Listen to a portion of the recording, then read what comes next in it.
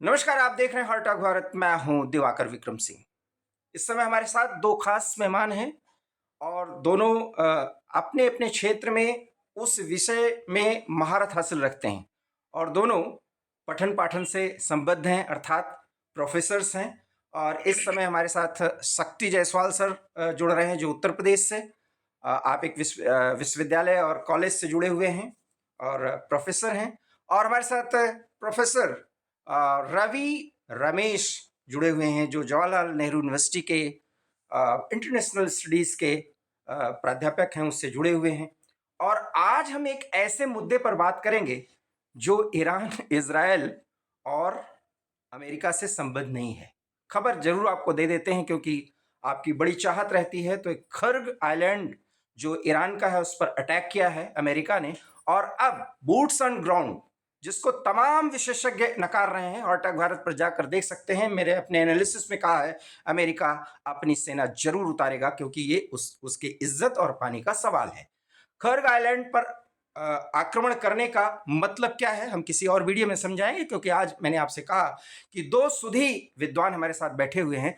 बात करेंगे हम भारत के पड़ोस में क्या कुछ होने जा रहा है, और अगर ये युद्ध खत्म हुआ, खत्म तो होगा ही कभी कभी, सबकी बर्बादी के साथ खत्म हुआ, बढ़े हुए तेल के दामों के बाद खत्म हुआ, तो भारत पूरी दुनिया के साथ और विशेष करके अपने पड़ोसियों के साथ संबंध क्या रखने जा रहा है, वो भी उस परिस्थिति में जब रिजिम चेंज भी हो रहा है और कुछ नए नवेले लोग देश की बागडोर संभालने जा रहे हैं। जी हाँ, मैं बात कर रहा हूं नेपाल की।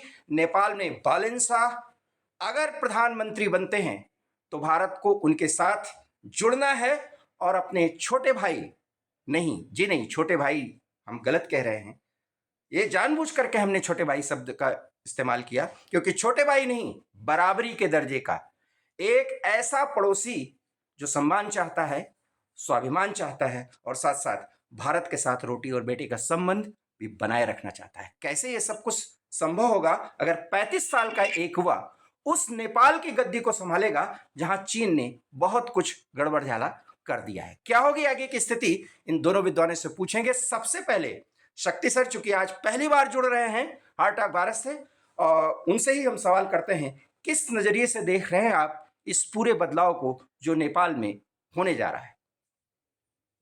देखिए नेपाल में जैसा कि सबको मालूम है कि बालन शाह साहब की राष्ट्रीय स्वतंत्र पार्टी पूर्ण बहुमत से ज्यादा 2/3 बहुमत लेकर आती दिख रही है।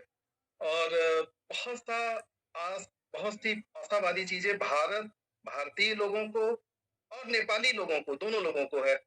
और मैं इस इलेक्शन और इसके परिणाम के मामले में ये देखता हूँ कि कई सारी ऐसी चीजें हुई हैं जो कभी नेपाल में हुई नहीं थी। मतलब लोकतंत्र आने के बाद से अगर आप देखेंगे, जैसे कि अगर आप देखेंगे तो 2008 से जब राजशाही खत्म हो रही है और 17 सालों का ये दौर रहा है। 17 सालों में 14 बार सरकारें गई हैं, आई हैं। कोई साल भर, कोई 2 साल, कोई 3 साल, इससे अधिक कोई सरकार में रहा नहीं। तो नेपाल के लोगों ने इस चीज को देखा कि उससे बेहतर उनकी राजशाही थी। ऐसा भी दौर आया कि अब लोगों ने कहते कहते राजशाही इज बेटर देन डेमोक्रेसी। माओवादियों ने, मार्क्सवादियों ने जो वादा किया वो खोखला हो गया। तो इस इलेक्शन में कई साल बाद जो एक उनकी दबी हुई इच्छाएं थी वो बाहर आई और पहली बार वामपंथ को डिब्बे में पैक करके उन्होंने रख दिया। और इसका परिणाम ये रहा कि विपक्षी दल की जो 10% मान्यता है वोट की, सीटों की, वो भी विपक्षी दल मार्क्सवादी हासिल नहीं कर सके। और जैसा कि जानते हैं आप लोग कि ओली साहब खुद अपनी सीट हार चुके हैं। बिल्कुल हार तो चुके एक हैं। बहुत बड़ा परिवर्तन है इसमें। और वामपंथ का पूरी तरीके से सफाया है। मधेश क्षेत्र से एक बड़ा सेंटीमेंट बहुत साल बाद आया है। मतलब मुझे लगता है कि राजा के दौर में, चूंकि मैं खुद सिद्धार्थनगर से हूँ, जी। मैं बहुत करीब से सेंटीमेंट को समझता हूँ। मधेशियों के अंदर एक सेंटीमेंट रहा कि उनको हमेशा अलगाववादी तरीके से देखा जाता रहा राइट। है। पहाड़ी और मधेसी और मैदानी का जो विवाद है वो इस इलेक्शन कैंपेन में साफ हो गया। मतलब ये कोई मुद्दा ही नहीं था। खुद बालेन साहब मैथिली बोलते थे और उनके मधेश के लोगों से उनकी मदर टंग में कैंपेन कर रहे थे, जिसका एक बहुत ही आशावादी तरीके से मधेशियों के अंदर इतना जोश और उत्साह। मतलब आप विगत 17 साल में और राजशाही के भी जो विगत 2000 की शुरुआत हुई है जिसमें वीर विक्रम शाह, वीरेंद्र शाह के बाद के दौर में अगर आप देखेंगे तो वो कभी नहीं मिला। तो बहुत बड़ी चीज है, बहुत बड़ी आशा है। और जब तक मधेश मजबूत रहेगा, भारत और नेपाल के संबंध की बीच की वो मजबूत कड़ी है जो हमेशा उसको बांधे रखेगी। तो जी। बालेन शाह के आगमन से मधेश में एक बहुत सकारात्मक ऊर्जा मिली है। दूसरी चीज जो है वो यूथ को लेके है कि यूथ में एक बहुत उत्साह है इलेक्शन में लेके, मैं बहुत से ये नए सवाल आपसे वोटर्स हैं। बाद में पूछूंगा। हाँ। रवि रमेश जी, प्रोफेसर सर, आप ये बताएं कि क्या आपको लगता है कि वामपंथ डिब्बे में बंद हो गया है? हालांकि शक्ति सर से मैं भी सहमत हूं, लेकिन वामपंथ अपना स्वरूप भी बदलता है। लगता है कि बालन शाह को, बहुत ही कंटेम्प्रोरी सवाल मैं कर रहा हूं, बालन शाह को पटाने के लिए चीन की रणनीति अब नेपाल में कारगर हो सकती है, अगर भारत ने उसे ट्रेस न किया तो। जी सर, धन्यवाद आपको और आपके दर्शकों को नमस्कार। इस प्रश्न के दो पहलू हैं सर। एक तो वामपंथ क्या डब्बा बंद हो गया, और दूसरा बालन शाह और चाइना का जो नया गणित पैदा हो सकता है। तो पहला प्रश्न ये है सर कि पॉलिटिकल अल्टरनेटिव के रूप में वामपंथ जहां जहां आया वो हर जगह डब्बा बंद हुआ, क्योंकि practical developmental model, practical democratic model उनके पास नहीं होता। एक एनार्किस्ट मॉडल होता है जो बाद में चल के कुछ राइट। मुट्ठी भर लोगों का शासन बन जाता है और जनता और भी बदहाल हो जाती है, क्योंकि लोकतंत्र में गरीबी में कम से कम आपको बोलने का अधिकार तो रहता है, लेकिन कम्युनिज्म में गरीबी में आपका वो अधिकार भी छीन लिया जाता है। आप सत्ता के विरोधी हुए कि आपके प्राणों का भी संकट आ जाता है। तो एक तो यह है कि वामपंथ वहां पर लोकतांत्रिक ढांचे में कभी नेपाल में सफल नहीं हो सका। सत्ता में आने के बाद भी वो न तो गवर्नेंस दे सके और न तो पब्लिक का ट्रस्ट जीत सके। जो पहली बार वो जीत कर भी आए वो कहीं न कहीं राजशाही के खिलाफ, खासतौर पे ज्ञानेंद्र और पारस, महाराज ज्ञानेंद्र और उनके पुत्र पारस की जो एनार्की थी, उससे जो क्रोध उपजा था, उस क्रोध को, उस गुस्से को एनकैश करके उसकी नाव पर सवार होकर वामपंथ को विजय मिली। अन्यथा वो, आप सोचिए 80 के दशक से प्रचंड जो पुष्प कमल दहल हम्म। वहां जमीन पर हथियारबंद संघर्ष कर रहे हैं माओइस्ट के रूप में, और सत्ता में आने के बाद जनता का भरोसा वो 20 महीने तक भी नहीं होल्ड कर सके। तो ये दिखाता है कि कितना गैप है। और नेपाली जनता एक्सट्रीमिस्ट जनता नहीं है। बहुत अब बड़ी यहाँ बात। मैं एक प्रश्न लाऊंगा कि चूंकि वो हिंदू सिविलाइजेशन से जुड़े राइट। हुए समाज हैं, जो कि कभी भी एग्रेसिव और एक्सट्रीमिस्ट नहीं रही, जो समाधान में भरोसा रखने वाली एक सोसाइटी है नेपाल की भी, और हिंसा को नहीं पसंद करती। तो प्रचंड का पूरा मामला फेल हो गया। उन्होंने बाद में सोचा कि बाबूराम भट्टराई को लाएंगे जो पढ़े लिखे हैं, भारत से पढ़े हैं, तो भारत से संबंध सुधरेंगे, वो भी नहीं हो सका। और एक चीज सोचिए, 2009 तक कम्युनिस्ट वहां तभी स्ट्रांग रहे जब तक यहाँ यूपीए गवर्नमेंट के साथ सीपीएम रही। तो कहीं न कहीं से रसद उनको, चाहे वैचारिक, चाहे जो भारत की एक मजबूती उनके पीछे दिखती थी, वो वहां तक थी। लेकिन जैसे ही भारत में कम्युनिस्टों ने यूपीए सरकार से संबंध तोड़ा, खासतौर पर 14 के बाद जब चेंज ऑफ गार्ड होता है, एक अलग विचारों की पार्टी सत्ता में आती है, तब धीरे-धीरे कम्युनिस्ट जो है चाइना की तरफ वो चाइना होने लगते हैं। और उन्होंने एक अल्टरनेटिव के रूप में अन्य पार्टियों को, चाहे ओली की पार्टी हो, चाहे राइट। फिर शेर बहादुर देवबा हो, चाहे रामवरण यादव हो, इन सब नेताओं को समर्थन पीछे से देना जारी रखा। अब चाइना ने यहाँ पर एंट्री 2008 के बाद से ही मारी। जो भारत में प्रयास कर रहे थे कन्फ्यूशियस चेयर वगैरह के माध्यम से 2013 के बाद, उसका प्रयास पहले से ही नेपाल में, नेपाली स्कूलों में चाइनीज लैंग्वेज की शिक्षा, चाइनीज संस्कृतियों पर कोर्स, इनको स्पॉन्सर करके आया। बाकायदा शिक्षकों की नियुक्तियों को लेकर, आप शिक्षक नियुक्त करिए चाइनीज सिखाने के लिए, उनकी तनख्वाह और उसका खर्चा हम उठाएंगे। इस प्रकार की योजना आई। वन बेल्ट वन रोड में नेपाल को लाए। तो चाइना का वो एक पूरा प्रोजेक्ट था। अब यहाँ बालन शाह पर आते हैं, जो एक सोशल मीडिया इन्फ्लुएंसर के रूप में जिनकी पहचान थी, और वो कहीं न कहीं से आप देखें उनके अधिकांश वीडियो और विचार जो है, बहुत भारत समर्थक या भारत को बहुत कंफर्टेबल करने वाले नहीं है। नहीं, बिल्कुल नहीं है, बिल्कुल नहीं है। और इसीलिए मैंने एंकर में कहा कि साधना एक बहुत बड़ी कला होगी। हालांकि मोदी जी ने उसकी शुरुआत की है, जो सवाल मैं अभी जायसवाल सर से पूछूंगा। जी जी। लेकिन ये पूरा करूं कि सत्ता के बाहर रह के आप किसी की भी आलोचना बहुत आसानी से कर सकते हैं, लेकिन अब आपके हाथ में एक राष्ट्र की सत्ता है, राइट। जिसको आपने एक सिटीजन कॉन्ट्रैक्ट नाम पे 100 से ज्यादा वायदे किए हैं, वही होगा जो रहमान कर रहे हैं बांग्लादेश में। 1.5 महीने हो गया, बांग्लादेश का रिजल्ट है, सब शांत है। तो ये भी वैसे ही काम करेंगे, क्योंकि डिलीवर नहीं करेंगे तो जो जिस जनता ने आदर के साथ आज लगभग 165 सीट इनको मिली और इनके सहयोगियों को मिला है, तो 183 सीट की मेजोरिटी लेकर चल रहे हैं, जो कि 20 सीट पर हुआ करते थे कभी। तो जनता उसी आदर के साथ इन्हें लौटा भी देगी। बिल्कुल। अब यहाँ मैं आपको रोकूंगा और यहीं से मैं आपसे सवाल करूंगा। जायसवाल सर, आपने यूथ की बात की थी और यहाँ मैंने रोका था आपको। बालेन शाह 35 साल पूरा कर चुके हैं। बालेन शाह को नेपाल की राजधानी काठमांडू को कुछ ठीक ठाक करने का एक अनुभव है। गाना बहुत अच्छा गाते हैं, बहुत स्मार्ट हैं, स्मार्ट उनकी पत्नी भी है। लेकिन उस देश को वो चलाने जा रहे हैं जहां बहुत बड़ी बात ये कह रहे हैं कि चीन कहां तक घुसपैठ कर चुका था। जब शिक्षा के जरिए बच्चों के मनस पर कोई वाद छाने लगता है तो उस बेस को तोड़ना बड़ा मुश्किल होता है। और बालन शाह तो एक मुश्किल ये पैदा कर चुके हैं कि वो सबके खिलाफ कुछ ना कुछ बोले हैं। मैंने एक वीडियो बनाया था, शायद सर ने देखा भी होगा। उस वीडियो में मेरा अपना ही विचार है, जिसमें मैंने कहा था कि सबको उन्होंने दता बता दिया। जिसके पैसे से, जिस जहां की फंडिंग से वो चुनाव जीते हैं, उसको भी वो इनडायरेक्टली गाली देते हैं। ऐसे, मैं अमेरिका की बात कर रहा हूं, ऐसे में बड़ी अपेक्षाएं हैं।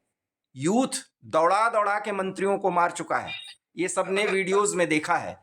बालन शाह के सामने क्या क्या चुनौतियां हैं, करेंगे कैसे ये सब? जी। बिल्कुल सही कहा आपने कि बालन शाह की लोकप्रियता, एंटी इंडिया सेंटीमेंट जो कोहली साहब का बोया हुआ बीज था 2023 में जब वो मेयर थे, तो जो आदि पुरुष का मामला था या फिर ग्रेटर या विस्तारित नेपाल के नक्शे को लगाना, तो एंटी इंडिया सेंटीमेंट की बात तो उन्होंने की थी, लेकिन बात आप समझिएगा, ये आज का दौर नहीं है। 2008 के बाद से या माओइस्ट आंदोलन से ही हम लोग इसको देख रहे हैं कि ये लोग, नेपाल की जो भी राजनीति होती थी वो भारत विरोधी भावना के द्वारा ही वहां पे राजनीति होती थी। बिल्कुल। बाकी उसमें आप कह सकते हैं जायका डालते थे पहाड़ी, मधेसी और मैदानी का जो एक समीकरण है उसको लगे, क्योंकि आप जानते हैं कि व्यापार के मामले में पूरा कंट्रोल मधेसियों का है बिल्कुल और बिल्कुल। सर्विस के मामले में पहाड़ियों का है। तो ये लड़ा भिड़ाकर राजनेता वहां राज करते थे और करप्शन मामले में पूरा एकदम अव्वल थे। अब पहली बार ऐसा आया है कि जब विचारधारा को, सारी विचारधारा को परोस लिया गया, देख लिया गया, और एक नई विचारधारा ये आई है कि भाई नेपाल फर्स्ट होना चाहिए। जी। ठीक है, आपने एंटी इंडिया सेंटीमेंट के नाम पे आप इलेक्शन जीत गए, या इलेक्शन में वो आपको मदद किया पहाड़ी वोट दिलाने के लिए, लेकिन जब आप सत्ता प्राप्त कर लेते हैं तो नेशनल इंटरेस्ट सबसे प्रायोरिटी पे रहता है। और अब देखने लायक होगा कि नेपाल फर्स्ट को वो कैसे जमीनी धरातल पर उतारते हैं, जिसकी चुनौती की बात आप कर रहे हैं।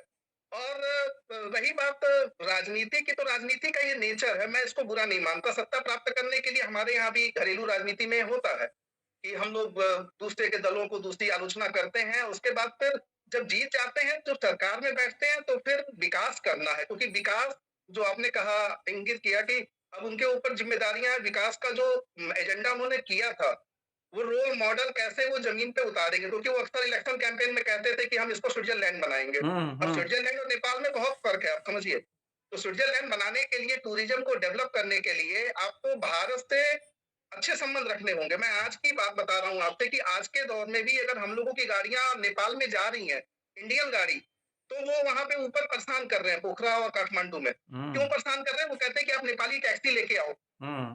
ठीक है ना? तो ये जो छोटी छोटी चीजें हैं, ये दोनों ओर से परेशानी का सबक है। और नेपाल को भारत की जरूरत बहुत ज्यादा है, आप समझिए। बिल्कुल। नेपाल की जो स्थिति है, बड़े भाई छोटे भाई की बात नहीं है। उसकी वास्तविक स्थिति, वो लैंडलॉक कंट्री है, ऊपर चाइना, नीचे हम। और जो पूरा इलाका है, हेल्थ की बात मैं करता हूँ, हमारे यहाँ सिद्धार्थनगर, गोरखपुर के हॉस्पिटल, पूर्वांचल के हॉस्पिटल में बहुत सारे पेशेंट आते हैं, क्योंकि नेपाल में दवाइयां महंगी हैं। ठीक है ना? आप चुनावी एजेंडे पे इंडिया विरोध कर लीजिए, ठीक है। अच्छा, मैं एक चीज और कहना चाहूंगा, देखिए, भारत विरोधी भावना के आधार पे वर्षों से वहां राजनीति की रोटी सेकी गई है, तो हम ये अपेक्षा करें कि तुरंत हनीमून हो जाएगा, तो ये पॉसिबल नहीं है, और ये गलत भी है।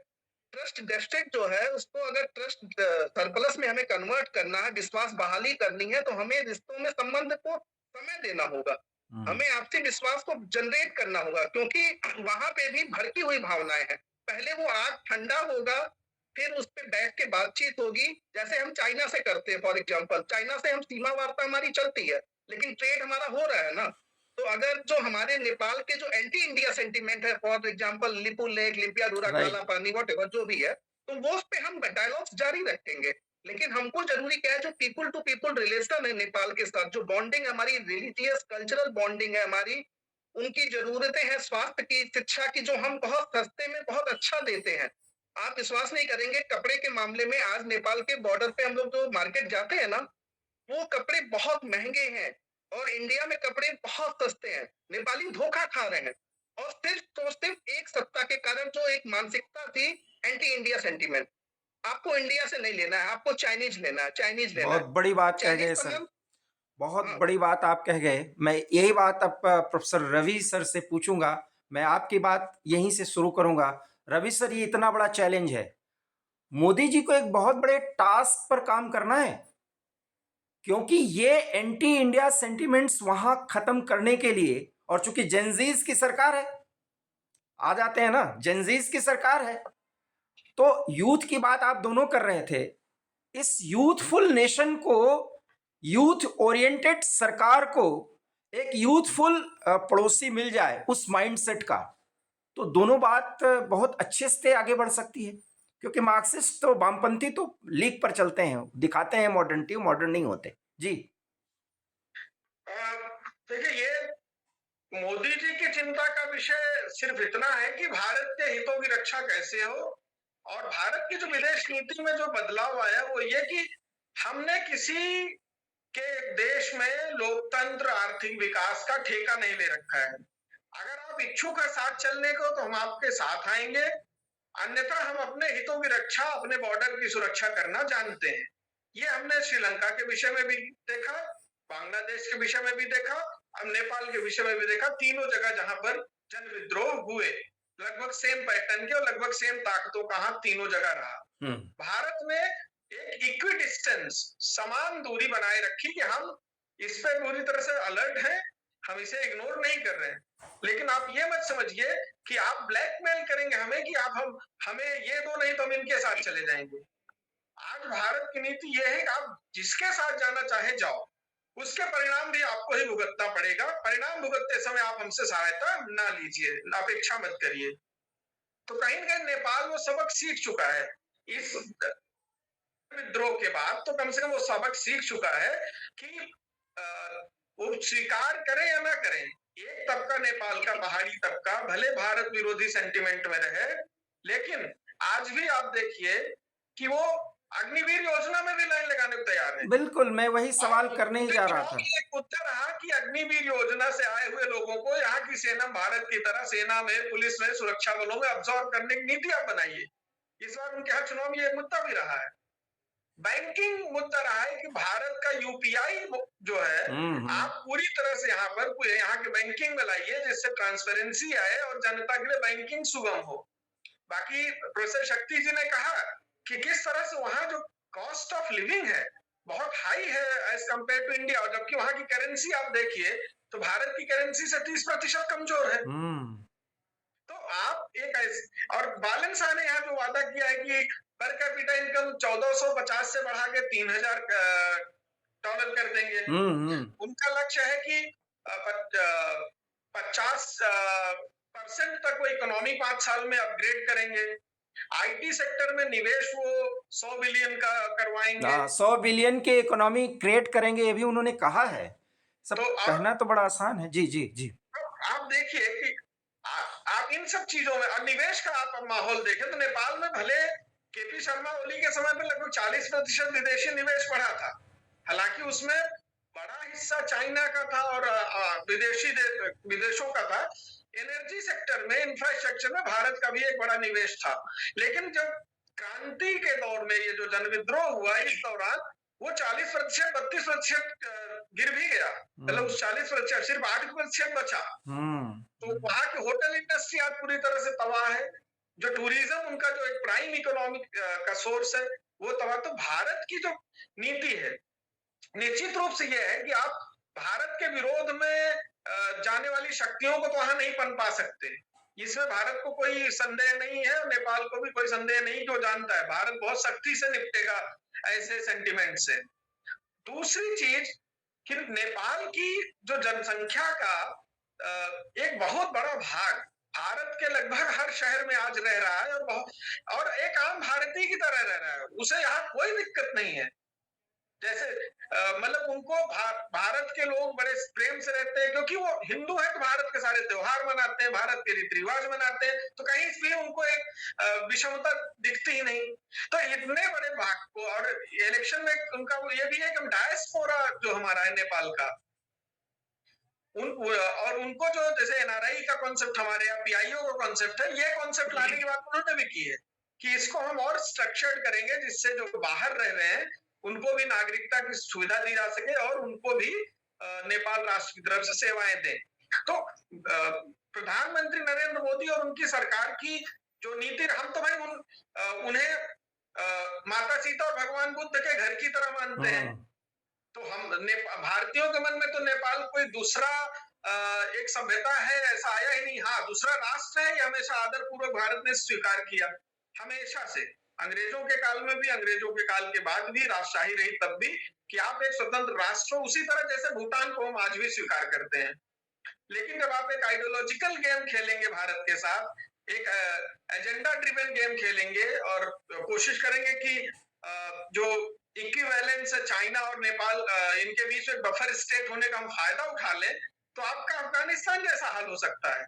बहुत बड़ी बात कह रहे हैं प्रोफेसर शक्ति। यहाँ मैं आपसे एक सवाल करना चाहूँगा, आखिर में बालेन शाह एक कौन सी ऐसी नीति लाने जा रहे हैं जो वास्तव में इस स्थिति में, जहाँ से प्रोफेसर रवि ने ख़त्म की है बात को, कि दोनों को साधने में कहीं अफगानिस्तान न हो जाए।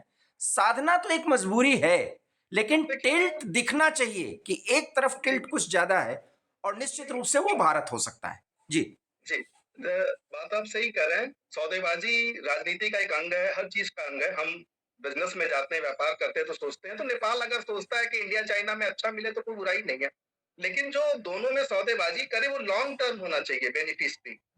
वो शॉर्ट टर्म नहीं होना चाहिए। चाइना, अगर आप आज की डेट में, जैसा कि रवि सर ने कहा है, आज की डेट में हम लोग तराई से अगर काठमांडू और पोखरा जा रहे हैं तो सारे हाईवे चाइना बना रहा है। और मैं आपको अंदर की बात बता रहा हूँ, जिसको शायद मीडिया में अभी तक किसी ने रखा नहीं होगा। छोटे छोटे टेंट बने हुए हैं और वो चाइनीज टेंट हैं।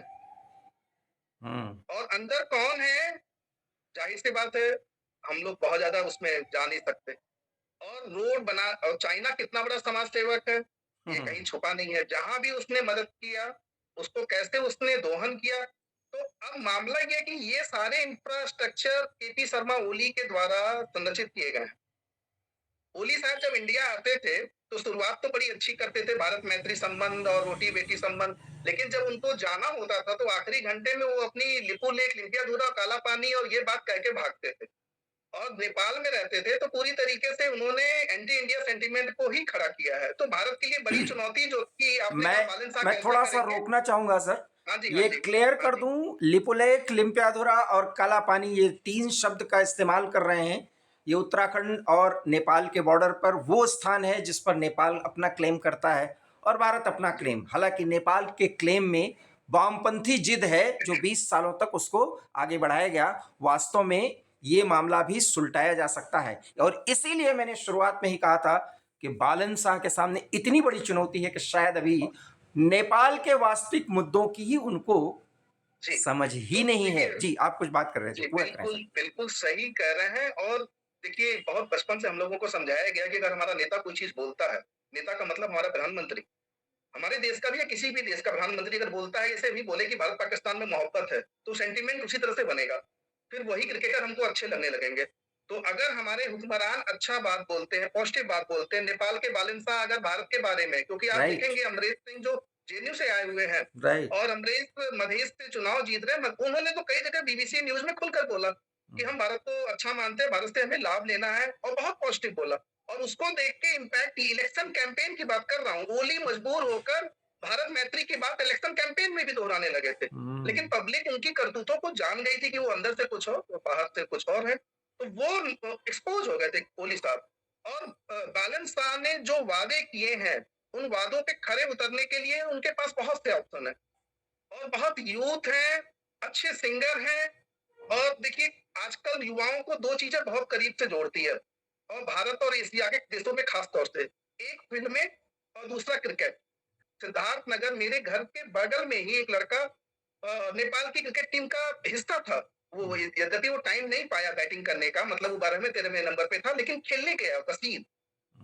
तो मैं ये कहना चाहता हूँ कि जब भी नेपाली क्रिकेटर किसी को आइडियल बनाएंगे तो इंडियन क्रिकेटर को। तो ये जो क्रिकेट है, या जो एक मूवी का कॉन्सेप्ट आता है, टेम्पल का, हिंदुइज्म का कॉन्सेप्ट है, ये ऐसी धमनियां हैं जिसमें रक्त संचार अगर हम कर रहे हैं तो बहुत बड़ी हमारा बात कह गए, स्वास्थ्य बेहतर रहेगा। बड़ी बात कह और गए। अभी और प्रोफेसर शक्ति ने जो बात कही है, चूंकि बहुत कम समय में आप दोनों से ज्यादा बातें निकालनी है। मंदिर, बहुत बड़ी बात कह गए। मंदिर भी हमें, नेपाल और हमको रोटी बेटी का जो संबंध है उसको ज्यादा बेहतर कनेक्ट करेगा। प्रोफेसर रवि, लगता है कि हिंदुत्व और हिंदू, ये दोनों के कनेक्शन में अब एक बहुत बढ़िया जोड़ का काम करेगा। ये निश्चित रूप से यही एक रास्ता है जो दोनों में ट्रस्ट बिल्डिंग का काम कर सकता है, बहुत मजबूती से, बहुत तेजी से। पहली बात। दूसरी चीज जो मंदिर का है, उसे वहां के वामपंथ और भारत के वामपंथ ने एक कॉन्टेक्स्ट में यूज किया कि पशुपति से तिरुपति उन्होंने मंदिर का नाम लेके एक रेड कॉरिडोर खड़ा किया नक्सलाइट्स का, जो धर्म विरोधी कॉरिडोर खड़ा किया, राष्ट्र विरोधी कॉरिडोर खड़ा किया, हिंसा का उत्पात मचाया। लेकिन ये प्राचीन काल से पशुपतिनाथ हिंदुओं की आस्था का केंद्र रहे हैं, चाहे भारत के हिंदू हैं, नेपाल के हिंदू हैं, उनकी आस्था का केंद्र रहे हैं। और आज भी एक हिंदू की इच्छा रहती है भाई एक बार जीवन में जरूर पशुपतिनाथ जी के दर्शन ले, आशीर्वाद लें। तो इसी प्रकार से वहां के नेपालियों की आस्था रहती है, वो मिथिला आए, वो अयोध्या आए, वो काशी आए। बिल्कुल बिल्कुल। गोरखनाथ मठ पे प्रोफेसर शक्ति वहां नजदीक के हैं, जानते हैं कि हर रोज ऑन एन एवरेज 100 से अधिक नेपाली गोरखनाथ मठ पे आते हैं। और तो ये चीजें जो है ना बहुत नजदीकी से जोड़ती हैं, और जो उन्हें एक अपना नेचुरल अपनापन जो आता है, विकसित होता है, जिसे आप एक डिप्लोमेसी की भाषा में सॉफ्ट पावर डिप्लोमेसी कहते हैं। तो ये जो सॉफ्ट पावर डिप्लोमेसी है नेपाल और भारत के बीच, वही एक रास्ता है कि आर्थिक संबंध और ये सौम्य कूटनीति, यही दो चीजें। क्योंकि युद्ध में नेपाल भारत की कोई बराबरी है नहीं, तो हार्ड पावर के यूज का वहां कोई न तो नेपाल कभी सोचता है न भारत कभी सोचता है। लिपुलेख और अन्य जगहों पर जैसे ही 2 साल पहले जरा हरकत हुई, 2.5 साल पहले, तो राजनाथ सिंह जी ने बयान दिया और उसके ठीक 40 दिन के अंदर वहां पर सड़क और अन्य निर्माण कार्य का भारत ने शुरुआत करा दी। मैसेज एकदम क्लियर था कि आप पॉलिटिकल स्टंटबाजी तो कर सकते हैं, लेकिन वो हमारा हमेशा से रहा है और रहेगा। तो ये समझना होगा कि धर्म और आस्था, भारतीय और नेपालियों की धर्म और आस्था एक है, उससे वो आसानी से जुड़ पाए। अच्छा, ये धर्म और आस्था अन्य मजहबों के कॉन्टेक्स्ट में नहीं हो सकती, क्योंकि वो आप कहेंगे कि भाई फिर ईरान और पश्चिम एशिया के देश आपस में क्यों तनातनी में है, अफगानिस्तान पाकिस्तान क्यों तनातनी में है एक ही धर्म एक ही आस्था से? ऐसा नहीं है, क्योंकि उस धर्म के फंडामेंटल्स में ही वो चीज है कि आपको भारत हिंदू धर्म के फंडामेंटल्स ही ऐसे, मूल विचार ही ऐसे हैं कि आपको सब नर करहि परस्पर प्रीति, वसुधैव कुटुंबकम, सर्वे भवन्तु सुखिनः। तो जब एक नेपाली एक भारतीय दोनों इस तरह के तथ्यों में भरोसा रखेंगे, तो अपने आप उनकी जो धारणा रहती है लोकतांत्रिक हो जाती है कि यहाँ हर किसी का स्पेस है, यहाँ कोई किसी को डोमिनेट करने, कोई किसी को नियंत्रित करने या समाप्त करने की भावना से नहीं आ जा रहा है। तो ये बहुत जरूरी है कि मैं तो चाहूंगा कि नेपाल के प्रधानमंत्री बालेन शाह अगर आपकी वीडियो को सुने तो अयोध्या जी में आके भगवान राम का सबसे पहले आशीर्वाद ले, माता जानकी के घर से आएंगे वो। निश्चित रूप से प्रोफेसर रवि ने बहुत बड़ी बात कही है। दर्शकों, दोनों सुधी विद्वान, हम इनके साथ नेपाल और भारत और इसके इर्द गिर्द जो खतरे मंडरा रहे हैं उस पर अभी 3 वीडियो और करेंगे। एक पहला वीडियो है हमें आपसे अपेक्षा है कि इस पर ज़्यादा से ज़्यादा कमेंट करें और इनकी बातों को हम इसी जहाँ से हम छोड़ रहे हैं उसी से आगे बढ़ाएंगे, क्योंकि बहुत लंबा वीडियो किया नहीं जा सकता, क्योंकि घंटों बात की जा सकती है। अभी तो मुद्दों की शुरुआत की है, क्योंकि प्रोफेसर शक्ति ने एक बहुत बड़ी बात कही है। वो टेंट बनाते हैं और उन टेंट में कौन रहता है, मैं आपको एक जानकारी दे दूं कि यही सब कुछ पाकिस्तान के बलूचिस्तान एरिया में किया है, जिसको लेकर के अभी खतरा बना हुआ है। और चाइनीज यही करते हैं, वहां एंट्री प्रोहिबिटेड होती है, जो अमेरिका को नापसंद है। और यही सुप्रीमेसी खत्म करने के लिए अमेरिका ने इतना इन्वेस्ट किया है। अदरवाइज, हालांकि इससे भारत को फायदा हुआ है, लेकिन इस फायदे को भारत कैसे दोनों के संबंध को बहुत मजबूत कर सकता है, प्रोफेसर शक्ति और प्रोफेसर रवि ने आज इस पर प्रकाश डाला है। धर्म कैसे जोड़ को मजबूत कर सकता है, जोड़ तो हमारा रोटी बेटी का संबंध है, और इसके अतिरिक्त वो आर्थिक और सामाजिक मुद्दे क्या हैं, और साथ ही साथ भारत की सेना की आन बान शान कहे जाने वाले गोरखा, जिस पर जनरल मानेक शॉ ने कभी कहा था कि डर अगर कोई कहता है कि नहीं लगता तो वो झूठ बोल रहा है, या तो वो गोरखा है। और उस गोरखा पर हम बहुत अभी भी इतराते हैं भारत के नागरिक होने के नाते। इसलिए हमारा संबंध रोटी बेटी का है, और इसको मजबूत करने के लिए हमको क्या कुछ करना पड़ेगा, प्रोफेसर रवि और प्रोफेसर शक्ति से बहुत जल्दी हम 2 वीडियो में इस पर बातचीत करेंगे। और तब तक बालन शाह हो सकता है, क्योंकि एकमात्र शक मुझे यह है कि बालन शाह अभी बहुत युवा हैं, क्योंकि जो नेपाल उनको मिलने जा रहा है वो बहुत चुनौतियों के साथ उन्हें मिलेगा। कैसे उसके साथ न्याय कर पाएंगे और यूथ की अपेक्षाओं पर कैसे खरा उतरेंगे, आपको हार्ट अटैक भारत के जरिए, इन्हीं विद्वानों के जरिए उस पर भी मैं विश्लेषण प्रस्तुत करने की कोशिश करूंगा। कमेंट करिए और हमारे चैनल हार्ट अटैक भारत को सब्सक्राइब करिए अगर आपने नहीं किया है। बहुत बहुत धन्यवाद। नमस्कार। धन्यवाद। नमस्कार।